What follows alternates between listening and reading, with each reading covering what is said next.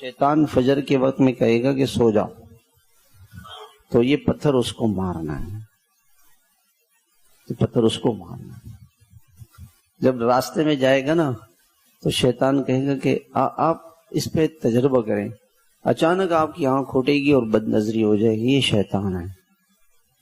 اس کی کوشش کیا ہوتی ہے کہ کہیں سے یہ کوئی گناہ کر لے، تو یہ پتھر شیطان کو مارنا ہے، یہ نفس کو مارنا ہے، کہ اس نفس کو کہنا ہے کہ نہیں، میرے نگاہوں کو جھکانا ہے۔ اگر آپ نے نفس کو پتھر نہیں مارا تو شیطان کو اس مارنے سے کیا فائدہ؟ سب سے بڑا شیطان تو نفس ہے۔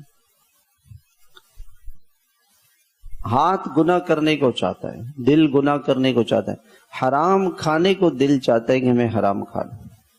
اب کرنا کیا ہے کہ اس وقت اس نفس کو پتھر مارنے کہ نہیں، میں نے رشوت، سود، حرام، جھوٹ، دھوکہ، 2 نمبری نہیں کرنی ہے۔ پتھر مارنا تو آسان ہے، شیطان کو پتھر مارنا آسان ہے، یہ نفس کو پتھر مارے۔ کسی نے آپ کو گالی دی، اب آپ نفس کو پتھر ماریں کہ نہیں، میں نے جواب نہیں دینا۔ خالہ نے کچھ کہہ دیا، خالو نے کچھ کہہ دیا، ماموں نے کچھ کہہ دیا، چچا نے کچھ کہہ دیا، اب اس زبان میں منہ میں پتھر رکھے۔